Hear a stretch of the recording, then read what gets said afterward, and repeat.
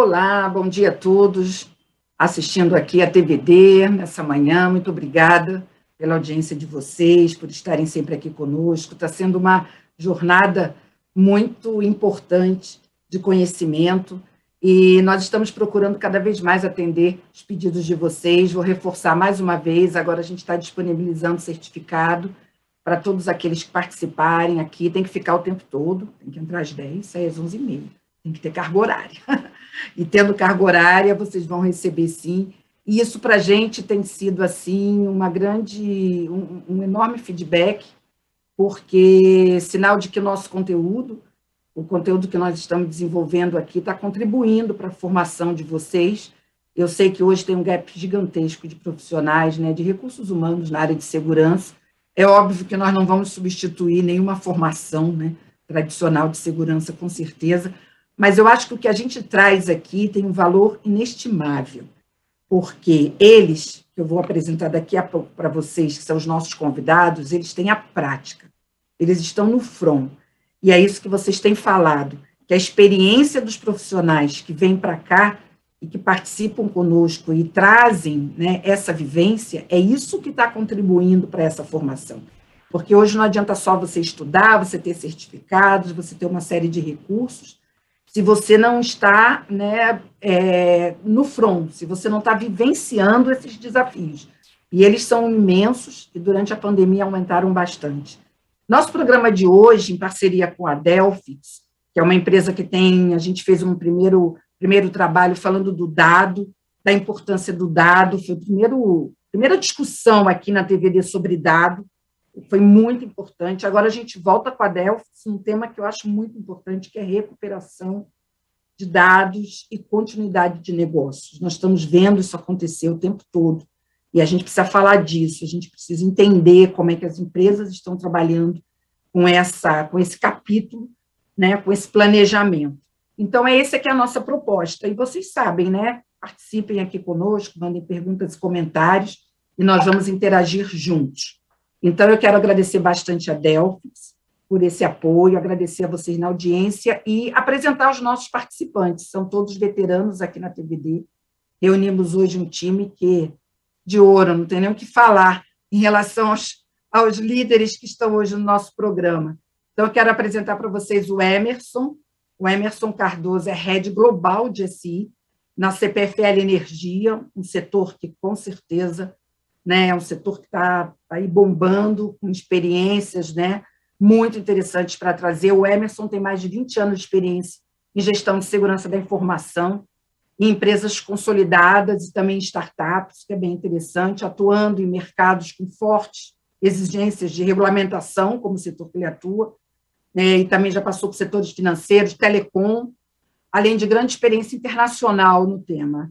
Conta ainda com profundo conhecimento técnico, expertise em infraestrutura de TI, que é um tema bastante interessante também, arquitetura de redes de voz e dados e arquitetura sistêmica. Emerson, que máximo! Muito bom o seu currículo, mas melhor ainda é a sua presença aqui na TVD. Obrigadíssima, bom dia. Bom dia, Graça, bom dia a todos. Obrigado pelo convite, eu fico muito feliz. Como eu sempre falo, a participação nesses eventos, nesse bate-papo que a gente sai mais aprendendo do que outra coisa. E compartilhar algumas experiências que a gente teve sobre o tema e tentar colaborar com essa mesa aí tão rica, cheia de profissionais do mercado aí conhecidos, com grandes experiências. Obrigado mesmo pelo convite, tá bom? Muito bom, muito bom. Também conosco hoje, e um dos nossos grandes apoiadores, eu diria aí que abraçou a nossa causa desde o início, e que está nessa jornada, junto com a Conteúdo, Security Leads e TVD, Longinos Timochenko, CISO e diretor de governança corporativa na Kabum, uma empresa também que, nesse momento, está passando por uma história muito interessante, né? um novo momento de negócios, e onde, com certeza, a segurança tem aí um papel fundamental. O Longino já atua há 27 anos em TI, sempre à frente de grandes organizações, tem uma extensa experiência em gerenciamento de sistemas de gestão, segurança da informação, governança, tecnologia, gestão de projetos nacionais e internacionais, além de um forte conhecimento do mercado interno e latino-americano, bem bacana, Longino, para TI, telecom, consultoria e auditoria. Que bom trazer toda essa experiência que está mais uma vez aqui conosco. Bom dia, meu amigo, tudo bem? Bom dia, Graça, graças a Deus, que bom revê-los, estar aqui com vocês. Graça, assim, eu fico muito feliz, é um dia, assim, que... Já um dia antes eu fico feliz, poxa, amanhã eu vou encontrar meus amigos, faz a gente pensar fora da caixa, né, porque eu comento com as minhas equipes, né, é importante a gente fazer parte desses momentos, porque a gente sai daqui com insights, pode ter certeza que eu saio, vou para dentro de casa, poxa, vou aplicar aquilo que eu ouvi, porque eu achei que eu estava indo por uma linha boa, mas achei uma linha melhor ainda, então, assim, isso encurta muito o nosso caminho e mostra muito a tendência de mercado, né? É importante a gente entender, não só a nível nacional, mas a nível global, né, para onde realmente a gente pode direcionar e a gente ser mais preditivo, né? Porque a gente tem que parar de ficar atuando em incidente e procurar estar sempre um passo à frente, né? Então, esse é o nosso propósito como especialista da área, é prevenir e agregar valor ao negócio, e não ser impeditivo ao negócio. Perfeito. Obrigado, gente, prazer revê-los. Muito bom, muito bom. E mais uma prata da casa também está com a gente aqui há bastante tempo, sempre se dispondo a colaborar. Eu tenho que falar sobre isso, eu tenho que agradecer muito. O tempo deles é muito, muito, muito disputado. E eu me sinto muito honrada, muitíssimo honrada mesmo, de poder contar com esses profissionais. Então, Rodrigo Godoy, mais uma vez aqui com a gente, Head de Information Security, Cyber Security, na Midway Riachuelo, uma grande marca, uma grande empresa, com desafios aí gigantes, setor financeiro e varejo juntos aí. Rodrigo tem uma forte atuação em liderança de equipes, execução e operação de projetos e processos de SI e Cyber Security, conta também com 21 anos de experiência na área de tecnologia, foco em transformação digital e empresas de grande porte nos segmentos financeiro, indústria, logística, varejo, serviços de tecnologia. Opa, que grande experiência, Godoy, que bacana você estar aqui com a gente também, junto com Emerson, Longinos e Adelphos, participando desse nosso debate. Muito obrigada.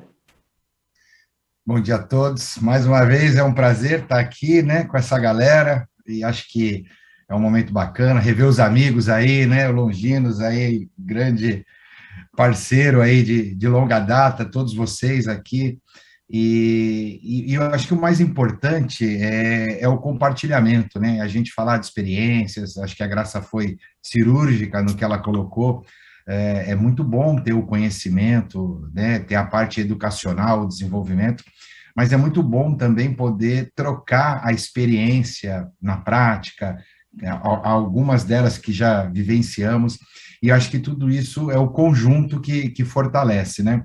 E a gente tem que ser unido também, né? A gente tem que trabalhar em conjunto. Então, muito obrigado pelo convite e estamos juntos. Vamos lá, vamos bater o papão aí. Maravilha. E agora eu quero trazer para vocês, estreando aqui na TVD, e uma vez estreando, né, vai estar sempre conosco, um prazer, o Marco Pozan, diretor de Customer Success na Latam, Latinoamérica, da Delphix. Nossa, uma honra conseguir seu tempo, Pozan, para você estar aqui com a gente, uma pessoa que está há bastante tempo no mercado, muito conhecido, traz uma grande experiência.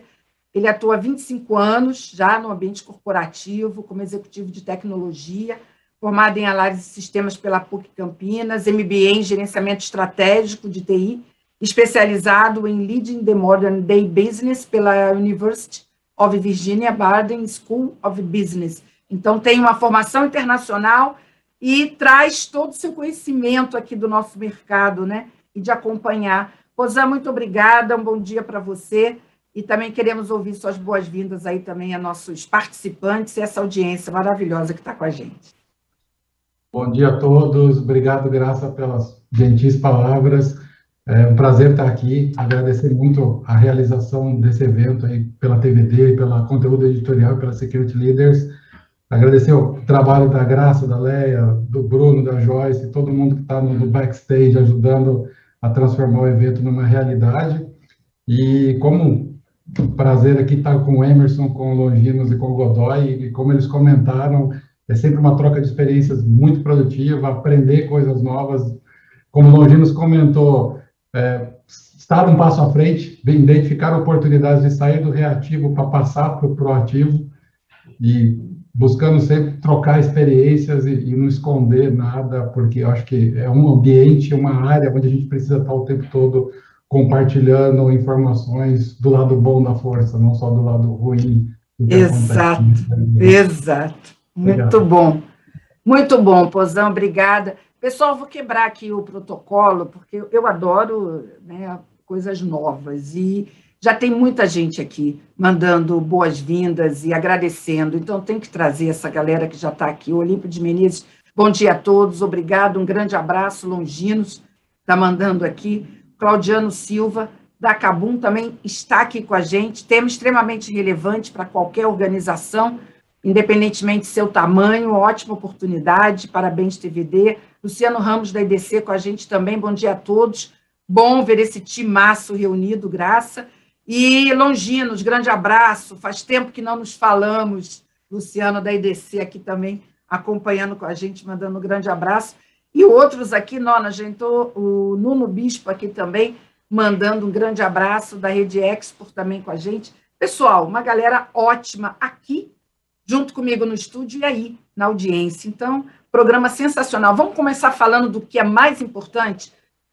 Nós temos 3 blocos, tá, de debate, para vocês que estão nos acompanhando também entenderem. A gente vai começar falando desse plano de resposta a incidentes, mas não só sob o ponto de vista de tecnologia, de recuperar o dado, que é importante, mas também da continuidade do negócio. Como é que você une isso? Você precisa recuperar a informação, você precisa recuperar o dado é o foco do nosso debate, mas o negócio não pode parar. Então, antes de tudo, temos que planejar.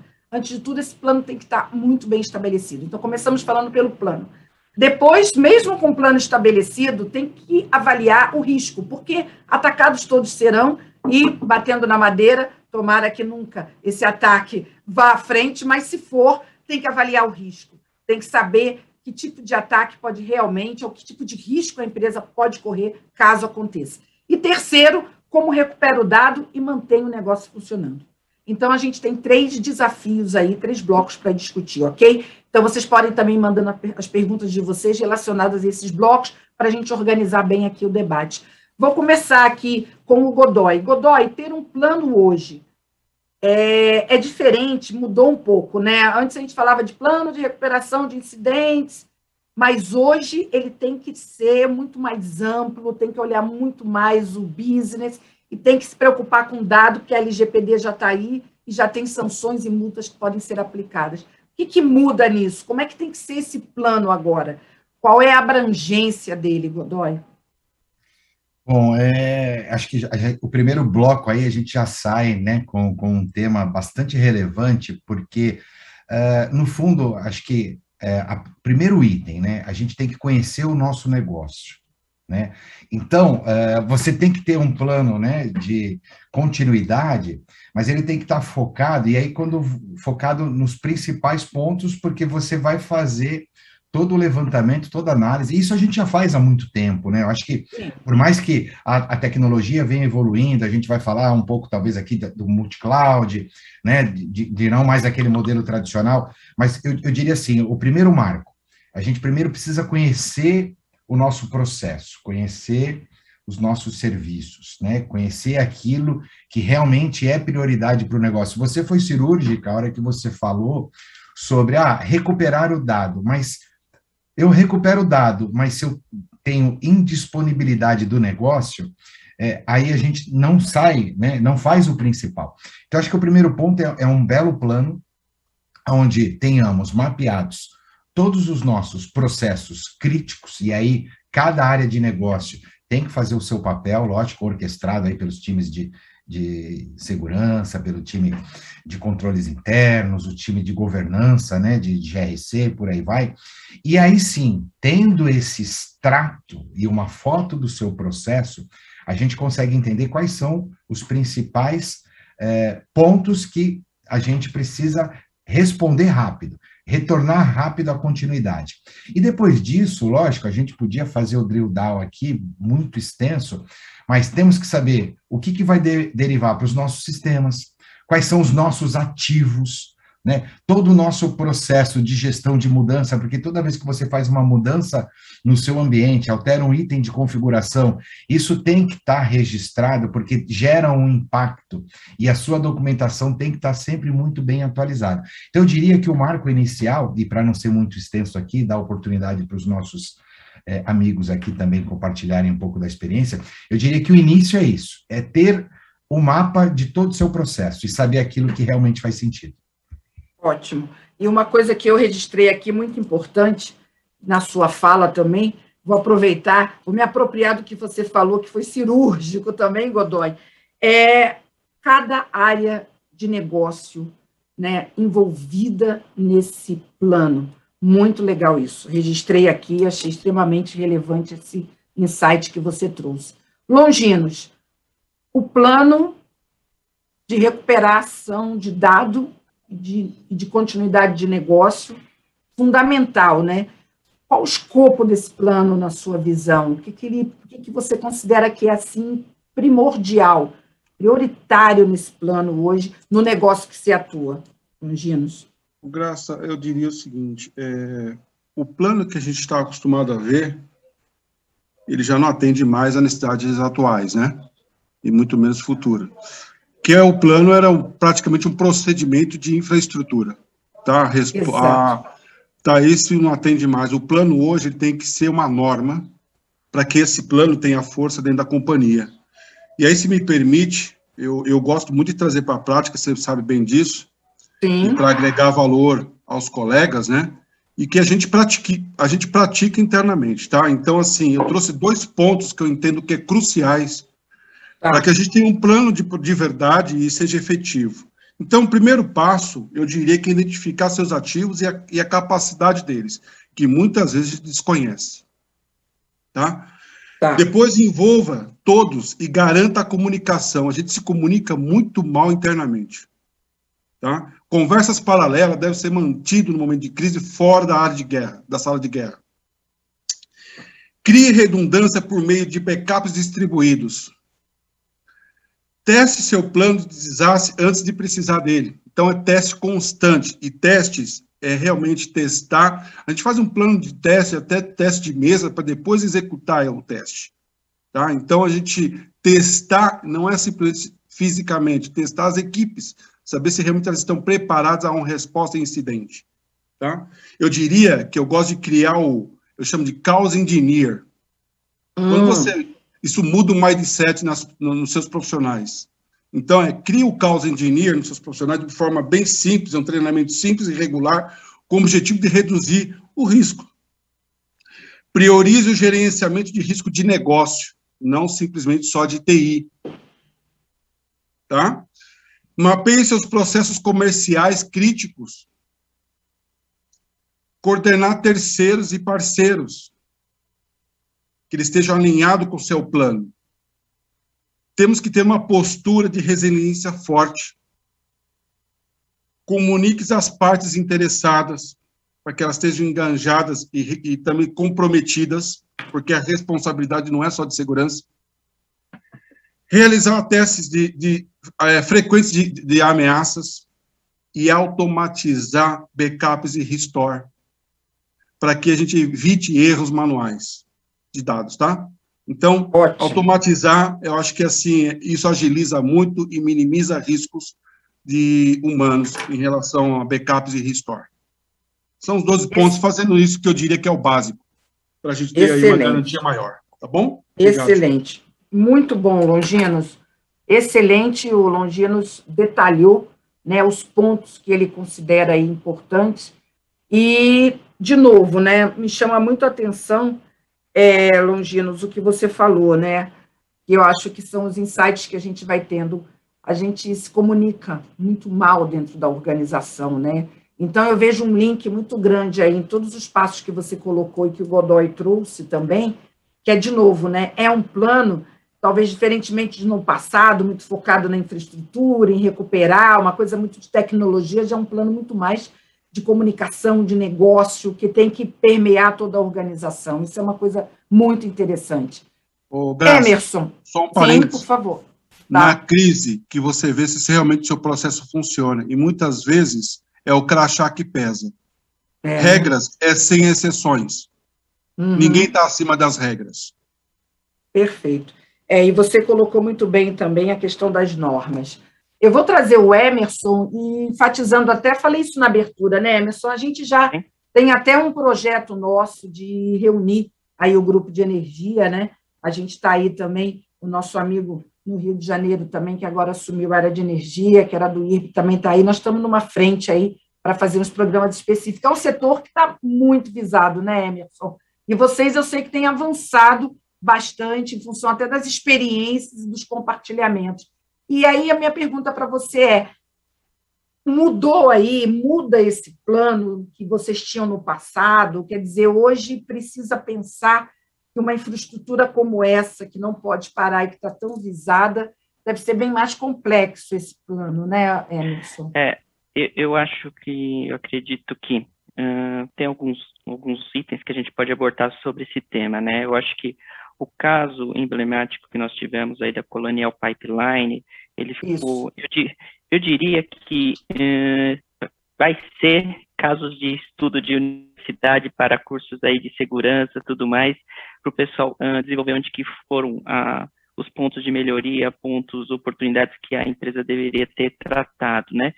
Junto a isso, nós vimos em Porto Rico acontecer um incidente também bastante significativo aí com uma explosão de uma subestação. Então, nós estamos vendo no mercado global como um todo, estão acontecendo muitos incidentes de segurança que levam a consequências. A própria JBS, com o caso da rede operativa deles, tudo mais, né? E aí vem o nosso tema, né? Que como que a gente pode se preparar para esse incidente? Você vê que grandes corporações, grandes empresas multinacionais, aí, globais, estão sofrendo esse tipo de ataque, né? Alguns pontos que eu muito bem colocado pelo Godoy e pelo Longinos, sobre plano de continuidade, quais os principais pilares, o que a gente tem que se atentar, né? E eu colocaria para tentar colaborar e agregar, né, alguns pontos que eu vejo que a gente sempre precisa se preocupar, né? Primeiro é a questão de nós estarmos alinhados com a estratégia da empresa, né? Alinhado com a estratégia da empresa, onde que os altos executivos tenham essa sensibilização que é importante esse tema de continuidade de negócio, né? E também a criação e vamos falar assim, a divulgação, que entra um pouco na comunicação, sobre temas e assuntos bem claros, o que é um BCP, o que é um BIA, o que é um DR, o que é um plano de resposta a incidente. Parece que ainda faltam alguns conceitos, né, e você entrando um pouco na literatura, entendendo um pouquinho também, levando a literatura à prática, você vê que a gente tem que atacar todos esses pilares e colocar a responsabilidade para cada um. Se o BIA é realizado pela área de negócio, a área de negócio tem que entender a responsabilidade e informar o que precisa, né? Porque muitas vezes agora tudo é ataque cibernético, né? Mas muitas vezes a gente está esquecendo lá de uma falta de energia, é uma continuidade de negócio. Então a gente tem que planejar tudo isso. E aconteceu no nosso pilar, que é a parte de cyber, estamos sendo invadidos, estamos tendo uma possibilidade de invasão ou aconteceu um incidente, como que a gente deve trabalhar? Com o que a gente deve ter feito? E entra no pouco que o Longinos falou, ter essa norma bem clara, papéis e responsabilidades, ter esse plano de incidente periodicamente testado em tabletop, e até fazer simulações, né? Você fazer cyber exercises, falando, olha, está acontecendo isso. E é bem interessante que se você desenvolver um cyber exercise, um plano de simulação que você está sendo atacado, envolvendo as áreas, a área de tecnologia, a área de segurança, e até colocando os usuários, clientes internos, e até ver se você está preparado e os nossos fornecedores estão preparados. Então, você consegue simular e achar pontos e oportunidades de melhoria e oportunidades que você possa desenvolver para o próximo ciclo.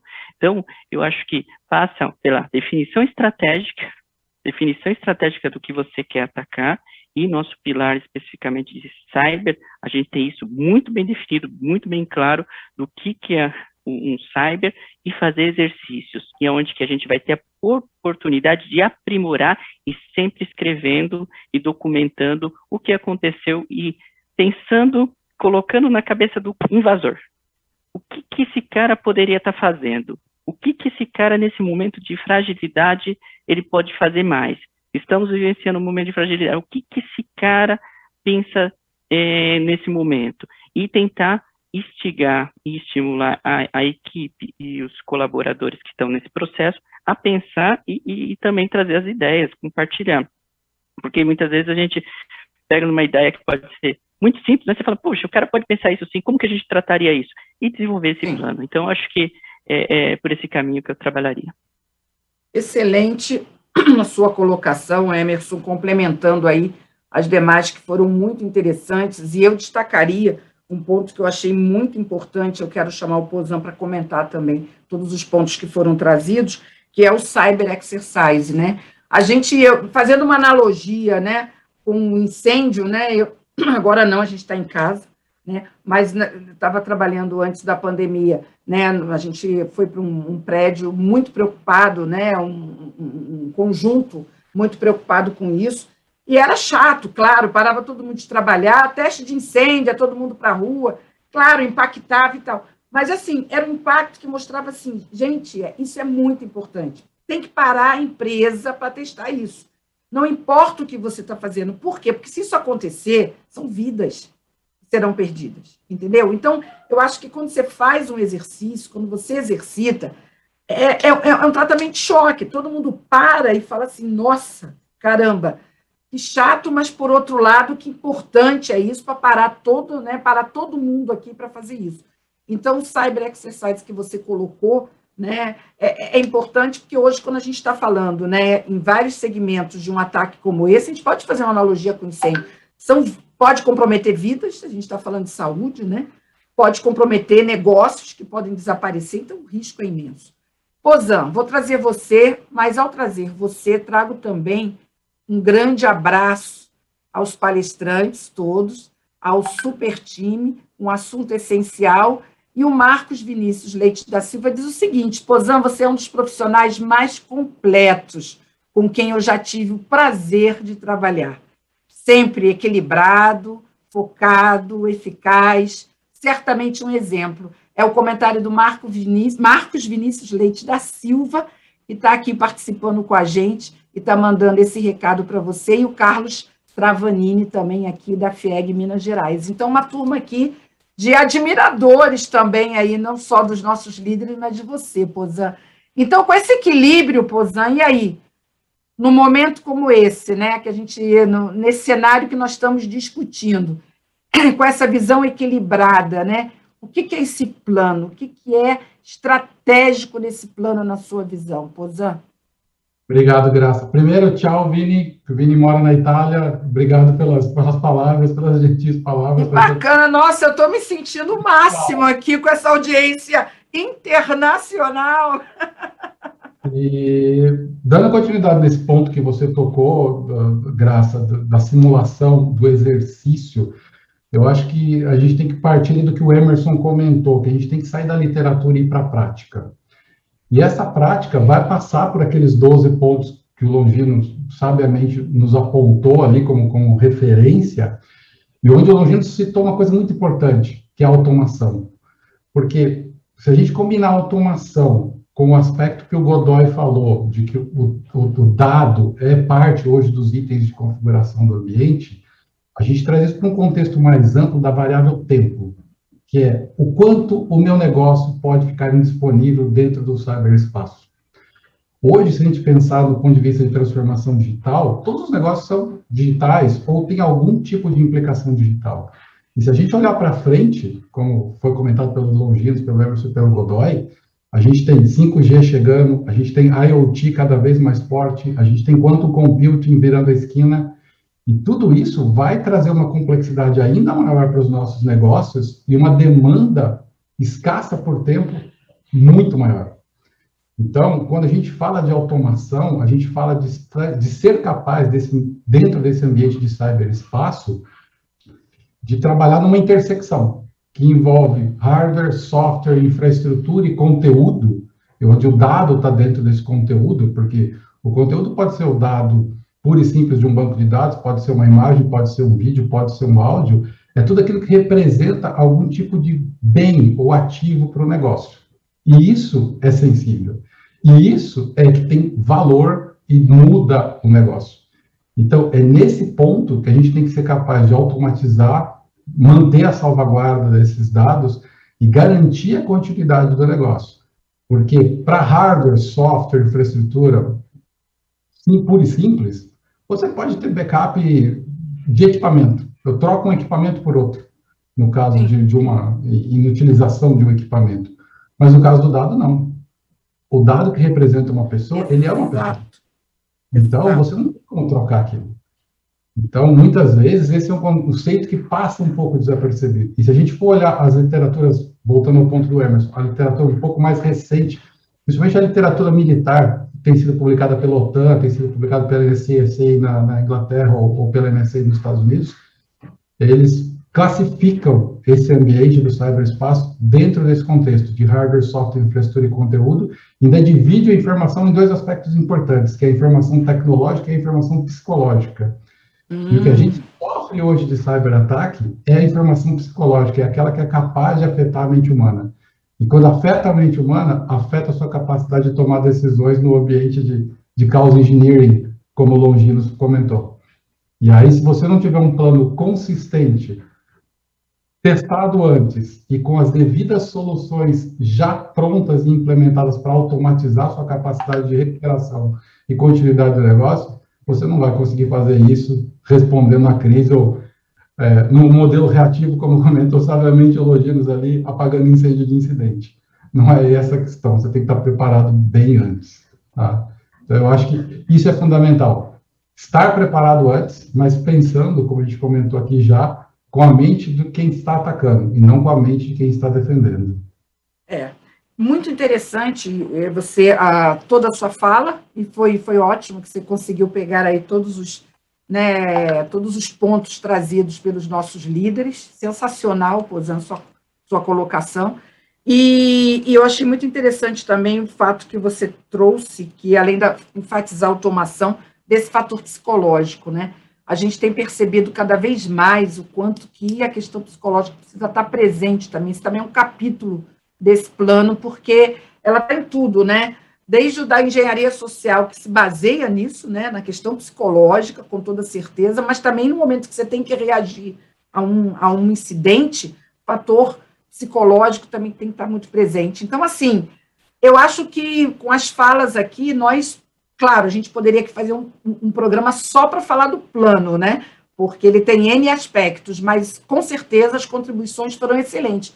Mas eu queria dar um passo a mais, que é justamente pensar o seguinte: hoje todas as empresas são atacadas, a gente sabe disso, todos os negócios estão vulneráveis e todos estão correndo risco. E quando você fala do risco, né, é um capítulo gigantesco, porque é risco do negócio. Enfim, cada negócio tem um apetite, tem que ter um apetite ao risco. Então, nesse segundo tópico, o que a gente vai avaliar? Priorizar o que proteger. Tem como fazer isso? Eu vou inverter, vou começar por você, Pozan. É muito difícil, pelo que você acompanha no mercado, os líderes ou líderes de segurança trabalhar com essa questão do risco, porque é uma mudança no mindset da segurança, né? A segurança não era esse cara do risco, né? Até, óbvio, tem grandes organizações que tem lá um cara só para pensar em risco, mas não tem como hoje um líder de segurança não trabalhar com o conceito de risco, né? Risco da organização, risco de um modo geral. E priorizar esse risco e pensar, bom, tem o plano, mas se acontecer, que risco eu posso correr? Dá para responder essa pergunta, Pozan? Eu acredito que sim, Graça. Eu acho que risco é algo que deve ser identificado e deve ser tratado, tanto do ponto de vista de ameaça como do ponto de vista de oportunidade. Então, a todo risco que representa uma ameaça, existe uma oportunidade desde a mais simples, que é entender e crescer a partir daquele aprendizado, até a oportunidade de explorar novos negócios a partir de um risco identificado. Então, às vezes, uma falha do ponto de vista de segurança da informação, uma brecha dentro desse ambiente de segurança da informação, pode ser entendido por uma companhia como uma oportunidade para criar um novo negócio, ou para explorar uma melhoria dentro do seu negócio, ou criar uma nova linha de negócios a partir daquele plano de mitigação de riscos. Então, a gente não pode ter aquela visão purista, vamos colocar assim, da forma como a gente via riscos em gerenciamento de projetos há 20 anos atrás, por exemplo. Então, não podemos ficar limitados só àquele modelo de identificação de riscos. Eu acho que vai para um modelo mais próximo do que pratica o mercado financeiro hoje, do ponto de vista de fundos, de investimentos, de ações, de como eles simulam e gerenciam os riscos para cada uma das atividades que eles estão relacionando. A gente precisa trazer esse tipo de approach, de abordagem, também para o ambiente de segurança da informação, porque existem modelos dos mais variados que podem ser aplicados para fazer esse gerenciamento do risco e a mitigação do risco. Mas o risco sempre vai existir. Não existe risco zero, isso é uma ilusão.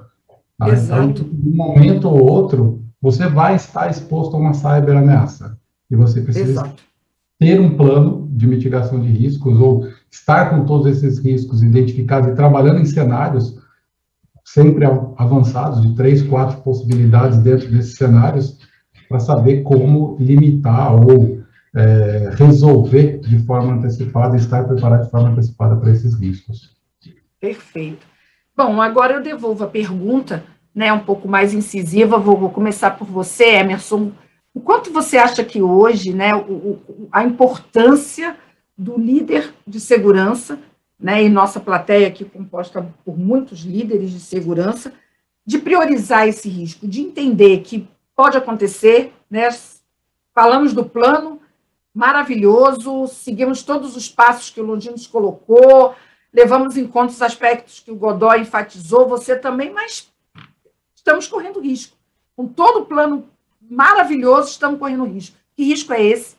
E, de certa forma, até avaliar que risco é possível correr, né? Qual o papel da segurança nisso? Eu acredito que a área de segurança, o time de segurança, ele tem que ser um alavancador para estar fazendo com que esses riscos sejam emergentes, mostrados para a corporação, mostrado para as empresas, dado o devido peso e ter o apoio da alta gerência, os altos executivos para fazer acontecer. Porque se você chega e mostra todo o cenário, começa a falar, puxa, eu preciso investir nisso, e no primeiro não, ou no primeiro questionamento que você tomar da importância e tudo mais, você desistir e não ter a tal da boa velha resiliência para continuar e não desistir e ser uma busca por melhorias, por práticas, por proteção que não vai ter fim, eu brinco com a equipe que nós estamos numa luta desigual, que a gente vai cada dia vencendo uma partezinha, vai passando dia após dia e fazendo com que a gente eleve o conceito e a cultura de segurança dentro das empresas, né? Desde das pessoas mais operacionais até o nível mais estratégico. Então, voltando, a área de segurança e a liderança de segurança tem um papel fundamental de não desistir, apresentar, conseguir mensurar o risco, mensurar aonde que serão as prioridades que devem ser atacadas e os investimentos que precisam ser feitos. E até há limites, investimentos são mensuráveis, são momentos que a gente precisa fazer escolhas e escolher a melhor proteção para aquele momento. Então, eu acho que tem um papel fundamental, sim, e indo junto, colaborando com o que o Marco falou, exatamente, a área de segurança hoje passou não de ter um mindset só de cyber, mas também de pensamento de risco.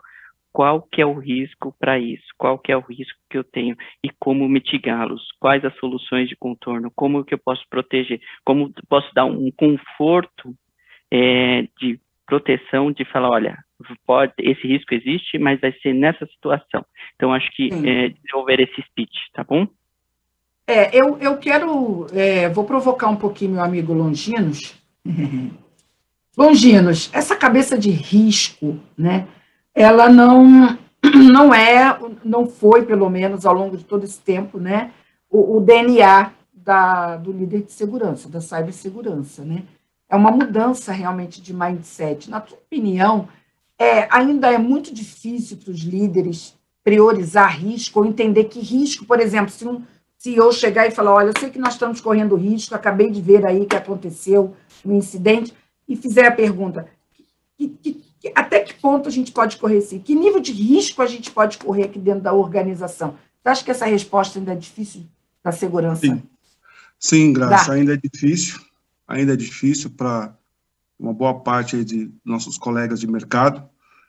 Eu vou voltar, Graça, a abrir aquele parênteses que eu já conversei com você e com nossos colegas aqui, que esse mindset que nós estamos falando é do novo BISO. Nós temos que mudar nossa abordagem com o board. Tá? Então, assim, eu falo porque eu já fui um dos que já levei várias pancadas quando a gente falava de risco de cibersegurança e muitas vezes não tinha voz. Né? Então, para a gente ampliar e ter força de voz, existe uma receita bem prática e rápida de você ganhar força e voz nisso. Transforme isso numa linguagem de perda financeira, impacto financeiro. Vamos te ouvir rapidinho. O quanto aquele risco representa financeiramente para o negócio. Eu tenho certeza que vão te ouvir.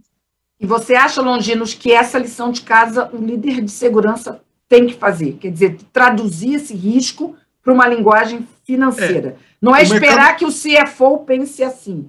Ele se antecipar a isso, né? Sim, eu diria que o mercado financeiro já está bem evoluído nesse assunto. Né? Sair desse mercado já começa a ficar um pouco mais difícil. Depende muito da estrutura da empresa. Tem empresas que já existem essas áreas segmentadas, tá? Que estão evoluindo. Tem o CFO que está lá apoiando. Agora, se não existe, precisa ter o apoio dessas áreas para que você consiga ter, vamos dizer assim, esse fluxo de comunicação ao board, que ele consiga ter visibilidade de qual o impacto daquele incidente ou daquele possível incidente de segurança vai representar para o negócio financeiramente. Perfeito. Inclusive na tomada de decisão dele. Tá? Ele vai tomar uma decisão. Ali que ele tem que chamar, deixa eu ver como estão as questões de segurança, se eu posso tomar, qual é o risco que eu tenho em relação a isso. Aí é aquela questão da gente falar de simulações. Esse é o preditivo. Não esperar um incidente para tomar uma decisão de risco. Perfeito. Godoy, na sua opinião,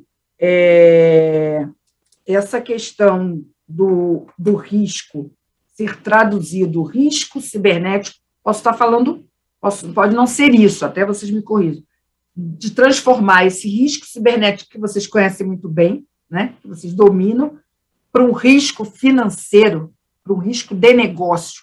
Essa lição de casa, independente da estrutura, o Longinos falou, tem empresas que têm pessoas pensando nisso, mas é o papel do CISO. O CISO precisa ter essa leitura, né? E, se for preciso, escalar essa leitura, né? Fazer essa leitura ser vista por toda a organização. Isso é um grande desafio ainda, né, Godoy? Sim.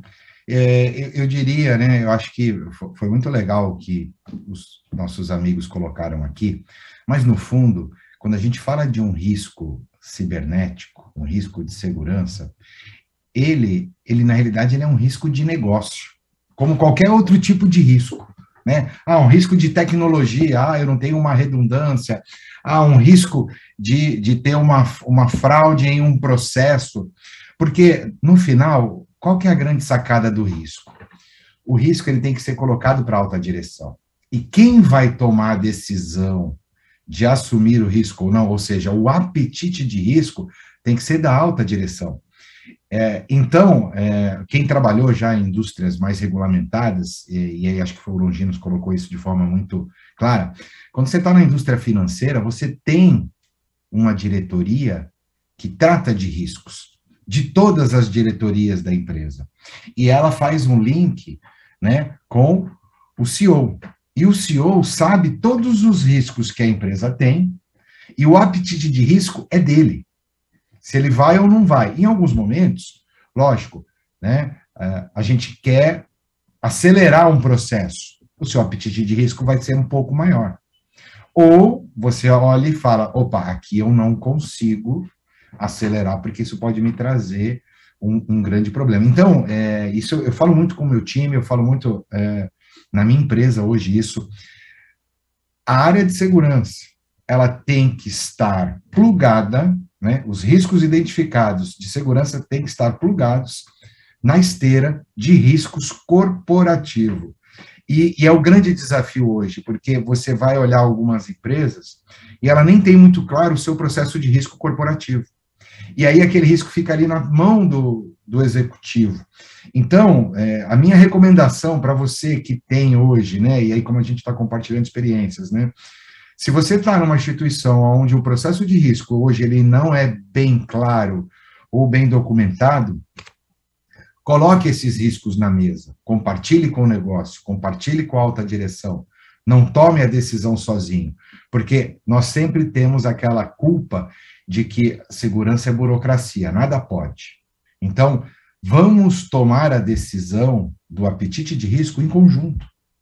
E eu acho que é a grande sacada, quando você já não tenha esse processo muito bem definido.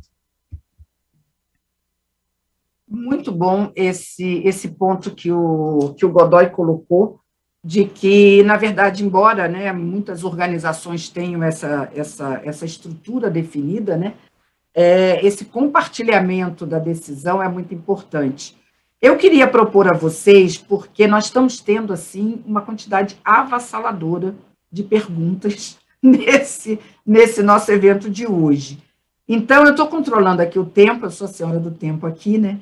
E eu acho muito legal, Pozan, a gente mudar um pouquinho aqui o que a gente pensou em termos de estrutura, para a gente dar voz aqui para essas colocações. Então, a gente vai chegar daqui a pouco no nosso terceiro tópico, que seria, né, Pozan, falar de, aconteceu, como que a gente vai fazer, mas eu queria ainda trazer algumas colocações. Por exemplo, o Claudiano Silva está aqui com a gente, e ele fala o seguinte: necessário ter um BIA bem feito, identificando os ativos, pessoas, processos, tecnologia mais críticos para o negócio, e assim atuar nesses itens para recuperar o que de fato pode parar sua operação crítica. Essa enfatizou o Claudiano. Mas aí nós temos aqui para você uma pergunta que é exatamente em relação ao BIA, dizendo o seguinte, é do Alexander Severin do Couto, lá de Minas Gerais. Emerson, ainda vejo a priorização correta como o maior desafio. Como priorizar corretamente as iniciativas e testes propostos quando as empresas não possuem um BIA? Então, a pergunta aqui é, se uma empresa não tem um BIA, é possível fazer isso? E aí, Pozan, também colocando essa pergunta para você. Como foi direcionada para o Emerson aqui, o Alexander, o que você acha, Emerson? Eu acho que, excelente pergunta, é assim, quando você não tem nada, e não tem até, vou falar assim, sustentação do board da companhia, e você quer ter uma iniciativa, encontre uma área que você reconheça como seja ou core business, ou parte do core business, que se ela for afetada, trará bastante transtornos, não só financeiros, mas também processual, onde que ela vai poder impactar diversas áreas da empresa. Converse, se alie com o gestor e traga ele e faça uma simulação. Monte um BIA com conceitos básicos mesmo, quais os itens que você vê importante, para você vender essa ideia internamente.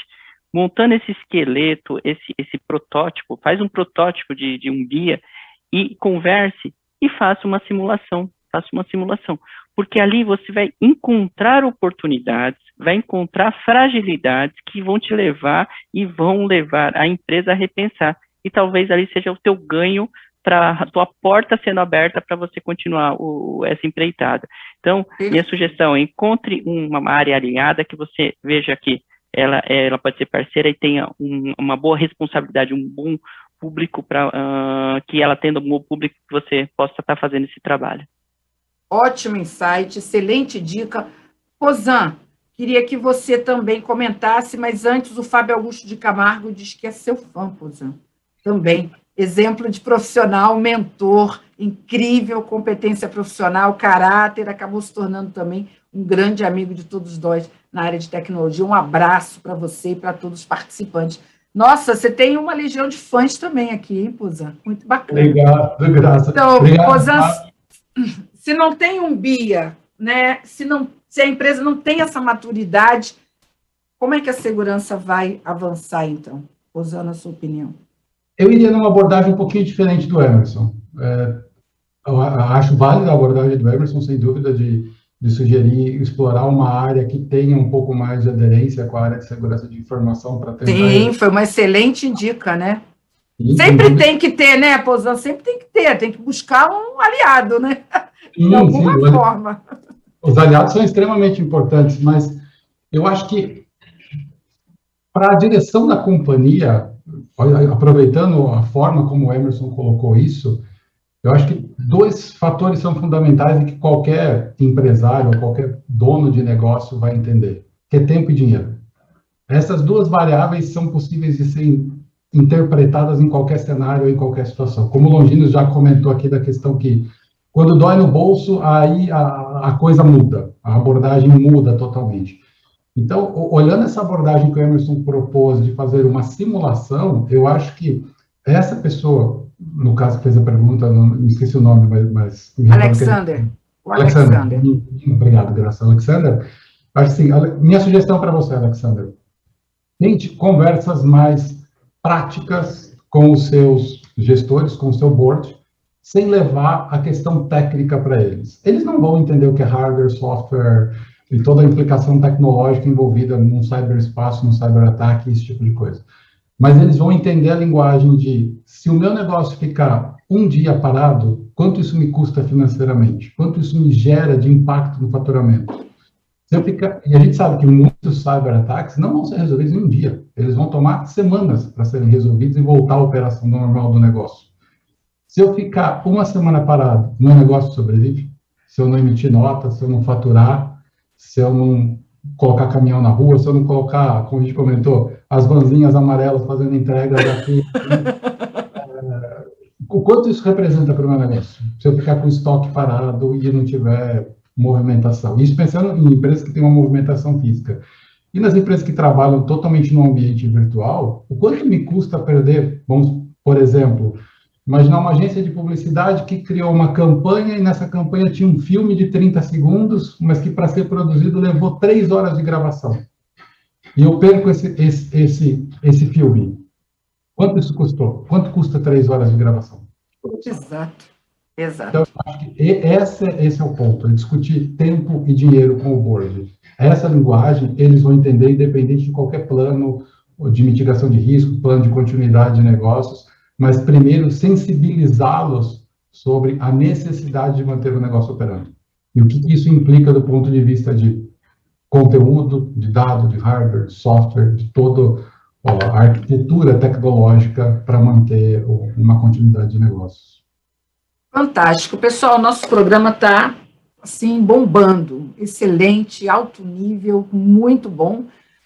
O Alexander está insistindo aqui e manda para Longinos, admira muito você também.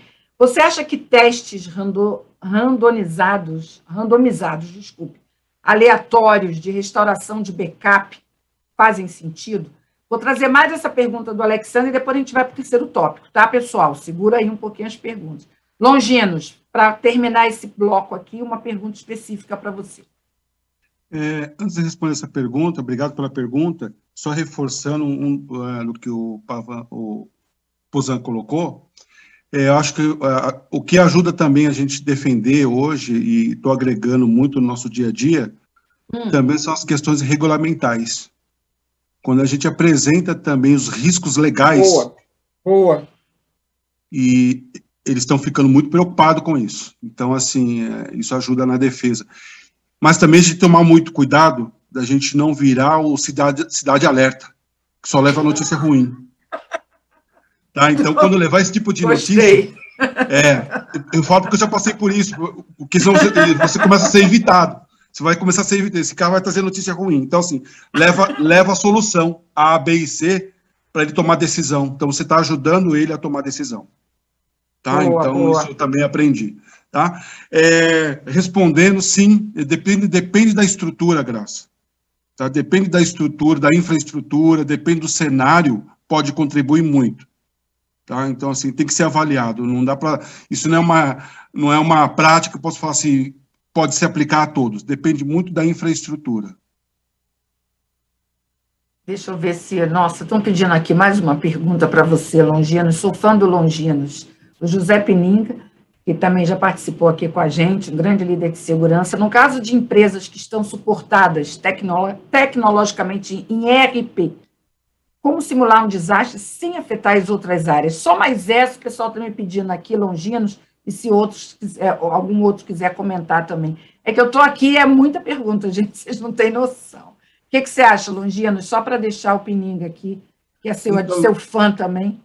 Eu já não só trabalhei bastante com a RP, como já treinei também equipes, né, em relação a RP.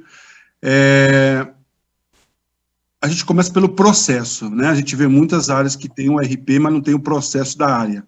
Então, entender o processo, né?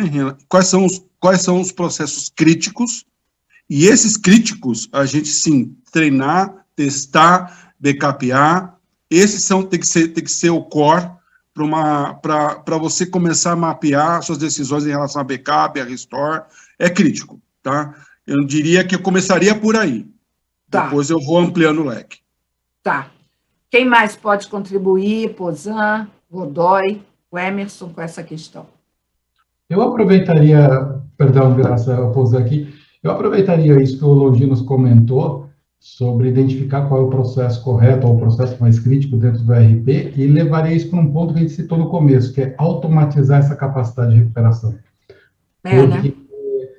Muitas vezes, ou em muitas companhias, a gente ainda percebe processos extremamente manuais, extremamente dependentes de uma interação humana, tanto para rodar no dia a dia, você imagina isso no momento de crise para ser recuperado.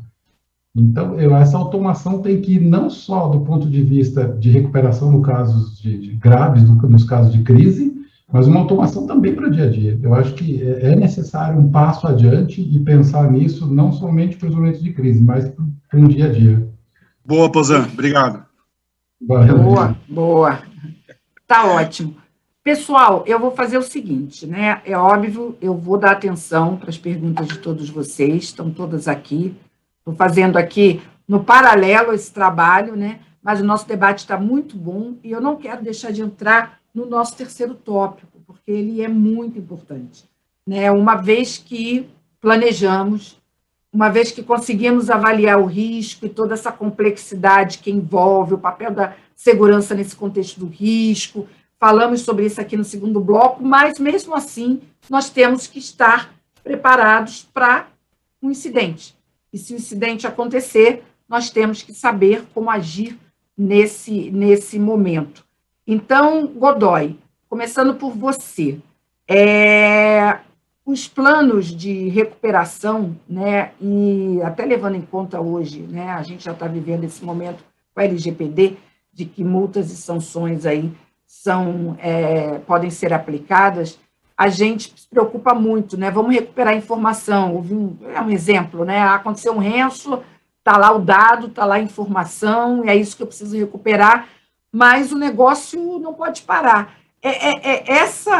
Esse equilíbrio, encontrar esse ponto de equilíbrio entre recuperar, fazer o que tem que ser feito do ponto de vista de tecnológico, mas garantir que o negócio não pare, é muito crítico, né? Como é que você vê essa questão? Godoy, vamos tentar nos colocar aí numa sala de crise aqui no nosso debate. Eu acho que esse é o maior desafio de todo esse processo, né? Porque a gente fala de documentação, fala de... Legal, ali, isso aí é o by the book. Então, você tem tudo isso. Mas e a hora que a gente vai para a prática? Né? A hora que a gente tem ali o disaster recovery mesmo para fazer. E o pior, né? Vamos apimentar a discussão. Hoje a gente está falando de ambientes híbridos. Né? Então, como é que a gente pensava nisso no passado? Ah, é muito simples. Eu tenho 2 data centers, eu tenho um processo, e eu levo, em média, 6 horas para restabelecer os meus processos críticos, subindo um outro data center. E aí, de repente, no meio de tudo isso, você colocou um multi-cloud. E aí você começa a ver que você tem parte de seus processos numa infra tradicional, num data center, e outros produtos ou serviços novos que já são cloud first, já nasceram na cloud, mas esse ecossistema se fala. E aí você tem, talvez ali, né, e a gente tem falado muito nisso, da automação e na resiliência para que você recupere um ambiente não mais em horas, mas em minutos. E como você orquestra tudo isso? Né? Então, o que a gente tem visto muito hoje? Soluções, né, de orquestradores, para que a gente possa ter essa virada de chave, principalmente, e aí talvez um pouco mais fácil no mundo cloud, né, do que no nosso modelo tradicional. Hoje a gente vê ainda muitas empresas trabalhando fortemente no conceito dos data centers, né? Isso era uma obrigação, né? Vamos falar da nossa indústria financeira. Qual o grande banco que não tem, no mínimo, 2 grandes data centers, Tier 3, Tier 4, que era, no fundo, é a grande certificação? E olha a complexidade disso. Eu já trabalhei em ambientes que você fazia esse trabalho de aplicar patch no lado que estava desligado, né, ou não no online, você atualizava esse ambiente inteiro, e aí você virava a operação para esse lado, para depois a gente falar de atualização de patch do outro lado. Não estou falando nem do desastre. E, de repente, você vem nesse mundo cloud, onde a gente vem falando muito de automação. Então, eu acho que a grande sacada, cada vez mais, é a gente pensar mesmo na automação. Você vê que na maioria da nossa fala, né, dos 2 tópicos anteriores, o que vem nos perseguindo? Automação, resiliência. A gente está vivendo uma revolução de conceitos e de profissionais, e aonde a gente tem a maior dificuldade hoje? Desses profissionais, principalmente em cloud, com visão de automação, não mais aquela visão tradicional.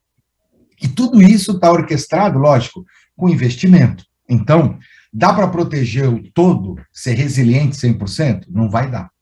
O dinheiro ele é finito, o investimento é muito alto, e aí sim nós vamos usar a documentação para entender aquilo que realmente faz sentido. E aí, Graça, tentando fechar na tua pergunta, né? Recuperar o dado. Ok, qual dado que eu quero recuperar? Isso. E qual sistema que eu preciso realmente estar disponível? A hora que você tem essa combinação, tem processos que você pode despriorizar e ter mais tempo para retomar. Quando a gente olha um BIA, né, a gente falou sobre o BIA, e você vai no detalhe de um BIA, você vai ver que tem processos de gerências de negócio que podem ser restabelecidos até 30 dias, porque ele não faz parte ali de uma ação diária, e sim um relatório mensal, uma atividade que roda uma vez por mês. Então, acho que esse é um pouco, e aí dei essa apimentada e misturei um pouco de tudo aqui, e, estamos com essas feras aí, acho que cada um pode contribuir um pouco. Sim, com certeza. E é legal, né, porque eu acho que a gente conseguiu atingir todo mundo que está aqui nos acompanhando, desde o mais resiliente ao menos resiliente. Eu acho que todo mundo se sentiu incluído aqui. É por isso que a adesão aqui à nossa discussão é muito grande. Mas teve um aspecto do Godoy, Rosão, que eu queria que você comentasse, porque tem outros colocando. É a complexidade dessa recuperação no ambiente multi-cloud. Quer dizer, hoje, né, esse ambiente híbrido, essa complexidade também, onde o dado está transitando em ambientes tão diferentes e com clouds diferentes, com modelos de cloud diferentes, o quanto você acha que isso torna complexo na hora que acontece realmente um incidente, recuperar o dado e garantir que o negócio continue? Eu acho que a resposta está na própria fala do Godoy, Graça, quando o Godoy começou dizendo que existem ferramentas para orquestração, e existem maneiras de se fazer isso não mais em dias, em horas, mas em minutos. É, né? Eu não vou puxar sardinha para o meu lado, mas eu queria ilustrar o exemplo do Godoy com uma experiência própria. E em 2017, numa empresa que eu trabalhava, eu participei de um War Room global para recuperação de um ataque Patcher no nosso ambiente, onde a gente disponibilizou a operação em mais de 100 países. O reflexo desse ataque para a operação do nosso negócio é que as nossas ações listadas na Bolsa de Nova York caíram 50% naquela semana. Nossa. Então, é um impacto absurdo. E, dentro do que o Godoy comentou, uma das decisões que a gente teve que tomar no War Room era o que recuperar primeiro. E aí isso vai de encontro a uma outra coisa que o Longinos comentou no segmento anterior, a carteirada. Nessa hora, aparece de todo mundo que não precisa estar no War Room querendo ter prioridade na recuperação. Tá? Então, é fundamental a gente estabelecer as regras de como isso vai acontecer, ter as ferramentas adequadas para que isso possa acontecer, e como o Godoy bem colocou, definir o que é essencial, o que precisa subir primeiro, ou ser recuperado primeiro, ou estar disponível novamente, quer seja por um problema de cyber-ataque ou por outro tipo de problema. Muitas vezes não pode nem ser relacionado a cyber-ataque, pode ser um incidente, uma situação específica do negócio. Mas ter claramente definido aonde eu vou atuar primeiro e o que eu vou ter de ferramental ou de conhecimento, de pessoas disponíveis para atuar e fazer aquilo voltar à normalidade dentro do que o negócio espera do ponto de vista de continuidade. Perfeito. Mais uma pergunta, agora eu vou combinando as perguntas, entramos no último bloco. O meu trabalho aqui fica mais complexo, não tem como automatizar, que é justamente ficar fazendo um link aí entre as perguntas e o nosso tema agora. Então, Emerson, o Olímpio de Menezes Neto, que está aqui com a gente, ele chama atenção para o seguinte aspecto. Na minha opinião, um dos maiores problemas, e que é comum para todos no mercado, são que os planos de continuidade de negócio e de recuperação de desastre não levam em conta requerimentos de negócios. Infelizmente, na sua maioria, não levam.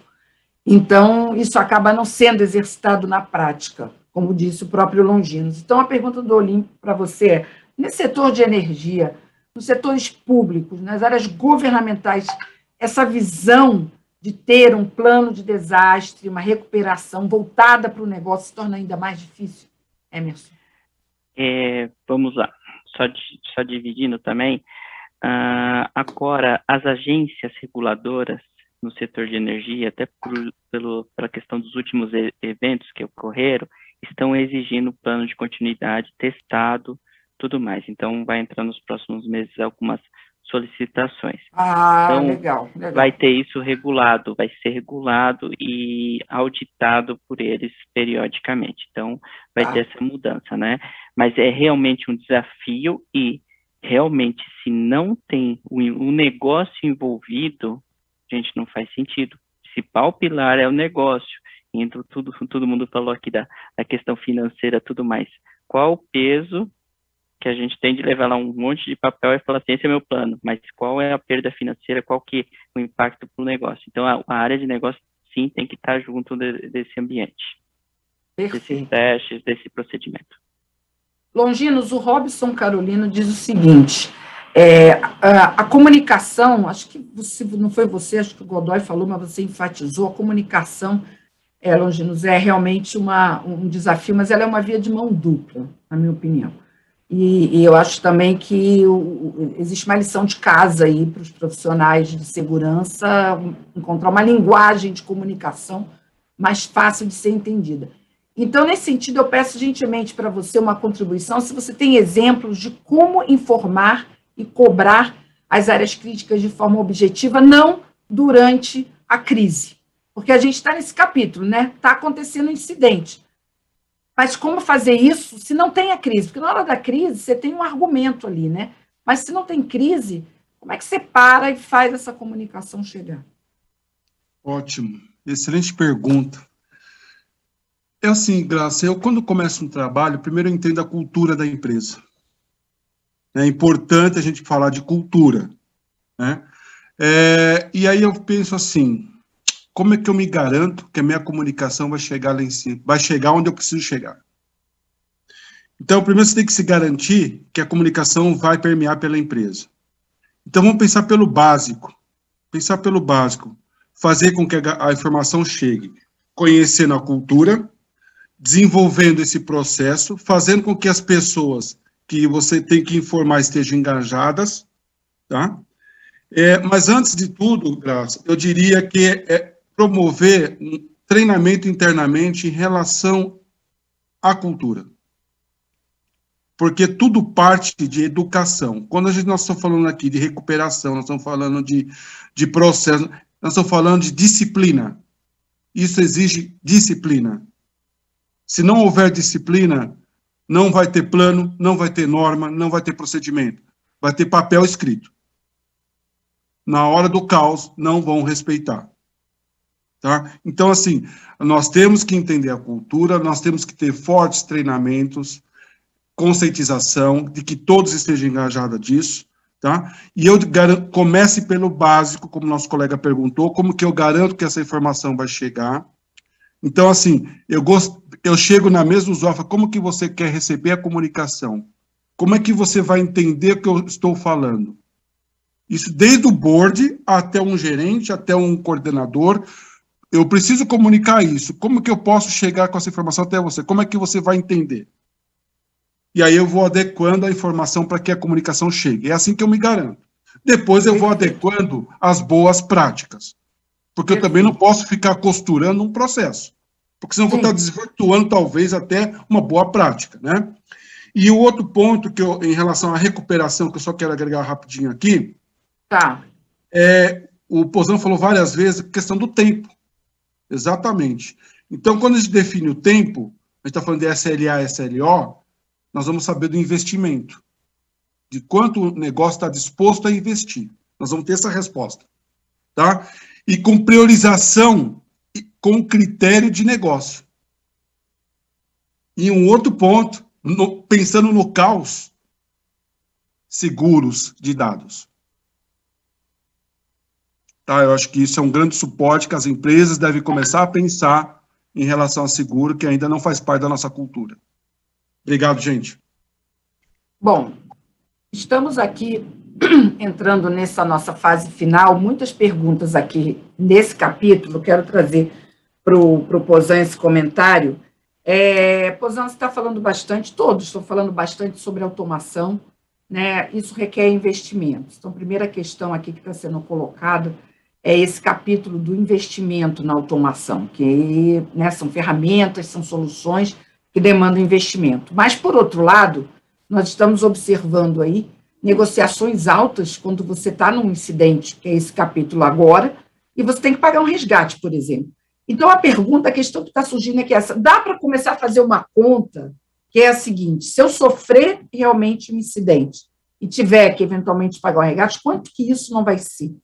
Versus quanto eu precisaria investir numa solução de automação ou numa solução que me protegesse um pouco mais nesse processo. Essa é a primeira coisa. Se é possível começar a usar isso como referência, né? Porque essas quantias estão aí, a gente está acompanhando. Está na mídia, todo mundo está falando sobre isso. E depois, se é o caso também de se pensar em ter uma reserva. Uma reserva que pode tanto ser para pagar o resgate, como pode ser para investir nas soluções de automação. Então, ter esses, vamos dizer, esses custos que estão surgindo agora de resgate e tudo mais, como referência para fazer essa conta. O que você acha disso, Pozzan? Eu acho, antes de te dar a resposta objetiva na sua pergunta, Graça, eu vou colocar um contexto psicológico na resposta. Tá. A primeira norma de segurança pública sobre sequestro é não pagar o resgate. Por quê? Porque você está confiando na índole de um cara ou de uma instituição que sequestrou seus dados. Que garantia você tem de que ele vai realmente te devolver o acesso aos dados? Ou pior, que ele vai te devolver o acesso, mas que ele extraiu cópias daqueles dados e vai utilizar isso para outras oportunidades ou para outras explorações de segurança que você vai ser penalizado novamente em função de regulamentação, em função de exposição da marca, de outros danos colaterais a partir daquele dano inicial. Verdade. Então, eu seguiria a orientação prática de segurança pública. Nunca pague sequestro de dados. Você não tem garantias de que aquilo vai voltar ao estado normal e nem o que aconteceu enquanto seus dados estiveram sequestrados. Aí a gente pode derivar aí para a síndrome de Estocolmo, uma série de outras coisas relacionadas a sequestro, mas que não vem ao caso aqui no momento. Sim, sim, verdade. Mas, voltando na sua pergunta, eu acho que seguramente eu posso te afirmar que é muito mais barato investir numa automação do que pagar um resgate.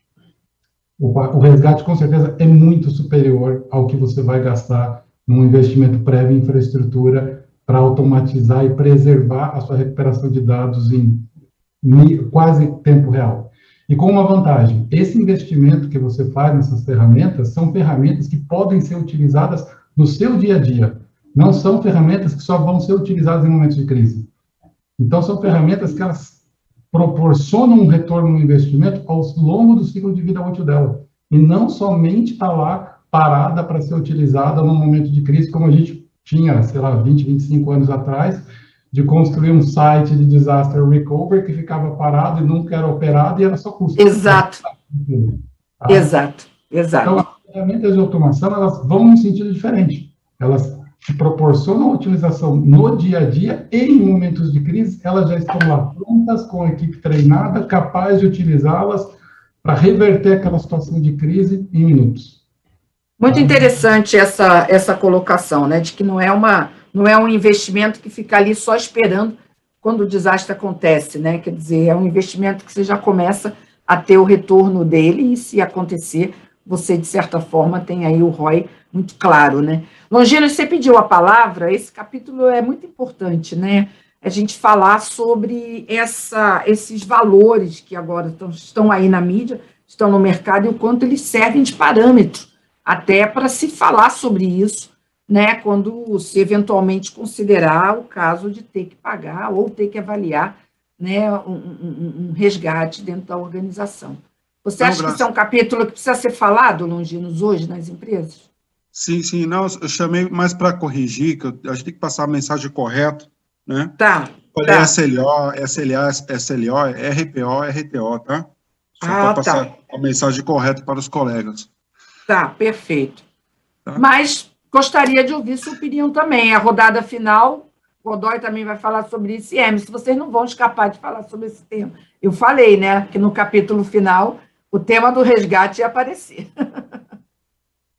Então, você perguntou em relação a pagar o resgate? Não, na verdade, é em relação a uma mudança mesmo, né, de você poder hoje, né, ter essa argumentação, inclusive, né? Olha, se nós tivermos um incidente, por mais que a gente tenha um planejamento, por mais que a gente tenha avaliado o risco, pode acontecer. E caso aconteça, olha o que a gente está vendo aí no mercado, olha os valores que estão sendo, né, exigidos num caso de resgate. Isso pode dar essa referência de monetizar isso, esse investimento em segurança? Então, Graça, essa discussão a gente não deve ter só no momento do caos, né, ou no momento que está iminente a situação. Isso já deve fazer parte das nossas conversas de hoje, né? Mostrar os exemplos ocorridos de mercado, que hoje é nosso vizinho, está acontecendo do lado. Então, assim, exato, muitas vezes está nos rodeando, né? Então, isso é uma preocupação que deve ser constante de todos. E como nós vamos estar preparados, e o quanto nós estamos preparados, e como nós vamos responder caso isso aconteça conosco. Então, essa é a discussão que nós temos hoje, dentro de casa. Né? Tá? Então, tem que ter, né? E tem que ter, né, Longino? Tá. Tem que fazer parte, tá? Então, assim, e nós sabemos como nós vamos responder, isso tem que estar mapeado, tem que estar documentado, e todos acordados, para que, no momento certo, a gente saber como a gente responde. Perfeito. Emerson, você está falando sobre essas novas regulamentações, né? Quer dizer, você citou o caso da Colonial Pipeline, foi justamente o caso da Colonial Pipeline que acabou levando a uma reação do governo, né, norte-americano, com regras, né, mais específicas para cibersegurança e que, com certeza, levam em conta aspectos como pagamento de resgate, existem até discussões muito mais, como o Posan falou, específicas sobre essa questão. No caso desse setor, você acha também que o que aconteceu com a Colônia, o que acabou sendo pago, são referências que monetizam, que trazem para a mesa de discussão valores e que podem ser revestidos quando se pensa em investimento de segurança? É uma discussão que pode ter esse link, resgate, valor de resgate versus valor de investimento em segurança? Eu estou na mesma linha do Longinos, tá? Isso é uma discussão que tem que ter previamente nas empresas. No caso extremo que aconteça um vazamento, alguma coisa, um ransomware que nos ataque, ou acontece um incidente geral de segurança, o que faremos, né? E tem que ser colocado na mesa essa discussão se o pagamento seria factível ou não, em que momento e como que seria isso daí, como que seria esse pagamento. Porque a Colonial, ela teve um contexto, e o contexto, ela, até lendo as reportagens, o FBI fala que foi contra, né? Ele foi contra esse pagamento, e eles pagaram, e no meio da transação eles conseguiram recuperar uma parte, pelo menos as notícias que deu no New York Post foi essa. Então, eles deveriam ter o contexto, não sei se foi uma isca que eles deram, falou, ó, paga que a gente vai tentar pegar alguma coisa ou rastrear quem essas pessoas. Então, é uma discussão que tem que ser colocada na mesa previamente, igual eu apoio meu companheiro aí, o Longinos, para esse tema. Discuta antes, para o momento que acontecer, a gente saber o que fazer naquele momento. Godoy, olha só esse comentário aqui. Com relação ao resgate, entendo que a maioria das organizações estão pagando, uma vez que não tem estrutura para recuperar os dados. Infelizmente, os planos de recuperação de dados e continuidade do negócio são falhos ainda. Então, a nossa cultura ainda é a de que isso nunca vai acontecer comigo, né? E que acaba aprendendo só na dor. Godoy, ainda é muito isso, na sua opinião? A gente vê, mais uma vez, né, quando a gente fala dos investimentos, né, investimento de segurança sempre foi visto como um investimento caro, e ele é silencioso, porque ele está ali, né, com a missão de proteger, com a missão de responder, com a missão de remediar, só que ele é silencioso. Diferente de quando o cara olha e fala, né, na tomada de decisão, poxa, eu vou gastar horas em desenvolvimento, na construção de um novo produto que vai trazer dinheiro novo para o negócio, ou eu vou investir uma grande quantidade em segurança. Então, a gente sabe que muitas empresas têm essa dificuldade, e no fundo, né, até a pergunta, e aí o comentário que foi colocado, é aquela sensação de remediar e não prevenir, né? Eu vou sempre remediar o problema que vem acontecendo, sendo que eu não estou olhando a causa raiz. E aí a gente volta para aquele nosso divisor de águas, e no Brasil isso para mim é muito claro. Empresas altamente regulamentadas, e aí a gente, né, coloca, o próprio Emerson colocou, que agora vai ter regulamentação específica, né, para quando a gente fala da indústria que ele atua, mas a gente já vê isso na financeira há quanto tempo? A obrigatoriedade de controles, né, como é a abordagem, né, quem já trabalhou na indústria financeira e sabe que, por exemplo, um banco central, ele é quase que residente nos maiores bancos, e você tem ali que mostrar todo o seu processo, e eles são validados, você é auditado, e quando você vai para segmentos menos regulamentados, a gente tem esse cenário, né? Então não dá para a gente dizer que não, e concordo com o comentário, e se trabalha muito na remediação. Claro que nós, profissionais de segurança, nós temos na cabeça que o ideal é você, né, olhar desde o início, conseguir ter todos os controles, todos os processos, ou pelo menos o mínimo necessário, fazer o básico. E isso é o grande desafio. Exato. E usar, né? Esse é o grande desafio. Porque quando você monta um plano diretor, né, você chega numa instituição, você foi contratado, né, e aí você monta um plano diretor, e você apresenta esse plano diretor. E lá você coloca como é que você quer estar no seu nível de maturidade nos próximos 3 anos, uma média de custo para isso, e como você muda todo esse cenário, causa um impacto. E aí vai entender como a empresa, né, a alta direção dessa empresa, ela quer participar dessa jornada ou não. Então, essa decisão, ela é muito difícil para nós, porque nem sempre o investimento vem à mesa e causa Exato. isso. E aí a pergunta é, né, por que temos tantos casos, né, por esse motivo.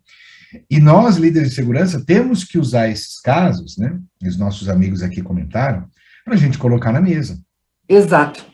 Né? Quer dizer, esse hoje, né, Godoy, é um assunto que tem que estar na mesa. Que tem que estar na mesa.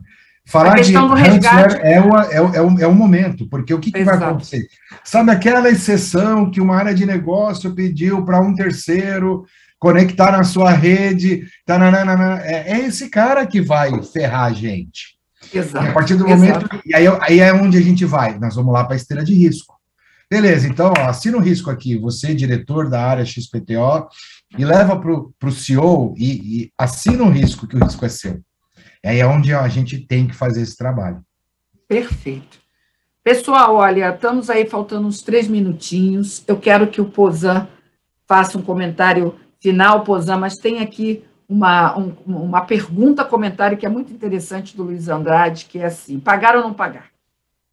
Se não pagar, como se recuperar? Se pagar e não resolver, como fazer? É quase filosófica, né? A pergunta é aquela do ser ou não ser, eis a questão, pago ou não pago, eis a questão. Mas, assim, tirando dessa coisa emblemática de pagar ou não pagar, eu queria que você comentasse, fizesse um comentário final até sobre a colocação e o comentário que foi feito antes, né, anteriormente, que precisa estar na mesa, precisa discutir, precisa avaliar e precisa fazer esse cálculo de o quanto o plano de continuidade e recuperação está levando isso em conta. A pergunta anterior fala, a maioria não tem. E se tem, não leva em conta o resgate. É isso, Pozan, que você tem visto também, infelizmente, no mercado brasileiro. Muitas empresas ainda precisam de uma maior maturidade do ponto de vista de recuperação de dados e continuidade de negócio. Sem dúvida, Graça. Não só no mercado brasileiro, no mercado global. Essa é uma situação... É verdade, né? Bem corrigido, porque é isso que a gente está vendo acontecer aí globalmente, né? Não é uma situação isolada de Brasil, de América Latina, é uma situação que a gente vê em todos os países. E eu acho que para mudar isso, vai num aspecto que o Longinos comentou, o Godoy comentou, o Emerson também comentou, que é a mudança cultural. A segurança da informação, como parte de um portfólio maior de segurança, ela tem que ser entendida como inteligência. E inteligência num contexto de estar preparado e saber as medidas de resposta, ou seja, ter medidas e contramedidas para cada situação possível que vai ser apresentada no contexto de segurança da informação. E dentro dessas medidas e contramedidas, sem dúvida, ter ferramentas para a orquestração do seu ambiente e automação do seu ambiente. Porque, voltando naquele meu ponto inicial, como o Longinos comentou, a sobrevivência de um negócio hoje está atrelada a tempo. E esse tempo representa dinheiro, que é uma coisa que a gente sempre ouviu falar, tempo é dinheiro, e nunca a gente levou isso muito a sério. E hoje, cada vez mais, a gente percebe que tempo é dinheiro. Então, se você se preparar antes, tiver capacidade de operar em ambientes multi-cloud, virtualizando esses ambientes, tendo maneiras de retornar esses ambientes ao seu estado operacional correto, em tempos absolutamente compatíveis com o que o negócio exige, eu acho que você vai estar preparado para sobreviver nessas situações de pagar ou não pagar o resgate. E eu volto no meu ponto inicial, que é a recomendação de qualquer órgão de segurança do mundo inteiro. Nunca pague. Use esse dinheiro antes e invista esse dinheiro antes em algo que vai prevenir a sua necessidade de pagar. Eu acho que essa seria a minha recomendação final. Perfeito. Bem, pessoal, conseguimos aí, né, cumprir com a nossa pauta. Bom, eu também tenho fãs, né? Pozan, Godoy, Longinos, Emerson e Olímpio está aqui dando parabéns a todos os participantes pelo alto nível do debate e pela condução sempre preciosa da nossa amiga Graça. Obrigada, Olímpio. Obrigada a vocês que também estão aqui elogiando. Vocês são ótimos, maravilhosos, me ajudam aqui. Fica fácil conduzir um debate com essas feras aqui, né? Sensacional, olha, pessoal, foi muito bom. Eu quero agradecer muito. Tem algumas perguntas, Pozan, que a gente não conseguiu responder, mais específicas, vou encaminhar para vocês, tá? Então, a audiência não vai ficar sem resposta em relação a esses planos de contingência, uns detalhamentos. Outro recado importante para vocês, nós estamos num projeto muito bacana com a Delphix, além dos nossos debates, a gente está produzindo e-books. Fiquem atentos aí, nós vamos enviar para vocês, vai sair uma safra aí de uns 3 e-books só sobre continuidade de negócio. Um assunto muito bacana, sensacional, que vai um pouco além, né, desses assuntos que a gente tem tratado só de tecnologia, mas falar de business, de negócio, de continuidade, de desastres e de todo esse ambiente que a gente está acompanhando. Então, fiquem atentos, já tem um no forno, né, Pozan, já vai sair e logo, logo teremos outros e vamos enviar para todos vocês. Pessoal, muito obrigada. Longinos, meu amigo, obrigada. Um grande abraço para você. Boa sorte aí na nova fase no Cabum aí com a dona Luísa. Obrigado a todos, um prazer estar aqui com vocês, tá? Só deixar uma mensagem para todos. Se façam necessários na tomada de decisões de suas empresas. E provem que vocês agregam valor. Maravilha. Tá? Que nós não somos custo, nós agregamos valor. Muito obrigado, bom, gente. Um abraço. Amigo. Muito bom. Godoy, muito obrigada mais uma vez. Um grande abraço para você aí. Ótimo trabalho nos seus desafios aí. No varejo, sensacional, e na finança. Um beijão a todos aí. Valeu, obrigado. Emerson, vamos reunir o pessoal de energia, hein, Emerson? Estou contando com você. Pode marcar. Todo mundo está querendo aí uma rodada só com a turma de energia. Muito obrigada, legal. Emerson. Eu que agradeço a todos os companheiros aí que participaram, a conversa super saudável e produtiva. Muito obrigado por essa manhã gostosa aí que a gente vivenciou. Obrigado. Com certeza. Ô, Graça, temos que falar de escada, viu? Temos que falar de escada para esse setor aí. Então, é exatamente essa a proposta, a gente fazer uma rodada com o pessoal de energia, falar de escada, desses ataques com OT, né, levando em conta ambiente de OT também, muito bacana. Pozan, brigadíssima, muito boa, excelente estreia, achei que a nossa parceria deu super certo aqui, gostei muito.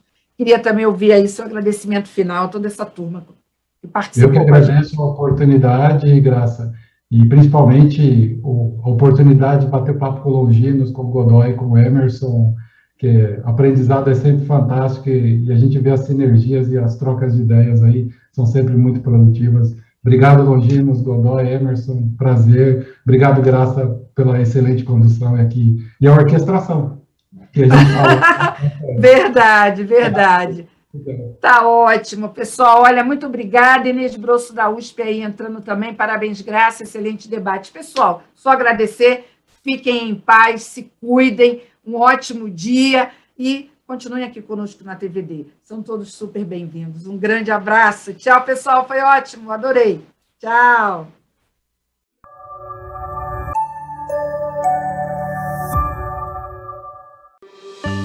Enterprises around the world are innovating at breakneck speeds. From agile software development, to digital transformation, to business analytics, to artificial intelligence, data is at the core of innovation. But data can also be your biggest barrier to achieving innovation goals. Managing large volumes of complex data sprawled across multiple clouds and heterogeneous systems can slow your innovation initiatives to a crawl. Delphix enables you to quickly and securely deliver virtualized data across the enterprise, whether on-premise or in the cloud. With Delphix, you have instant self-service access to personal data environments and control over refreshing to the latest data, and the ability to restore data to a specific point in time, as well as bookmark, rewind, and share data. Plus, Delphix protects sensitive information through masking of personal and confidential data to comply with data privacy standards and regulations. Software developers, testers, data scientists, analysts, and other data consumers now have accurate, current data for building next-generation products and services. Fast access to high-quality, secure data accelerates time to innovation while reducing data risk. Request a demo today.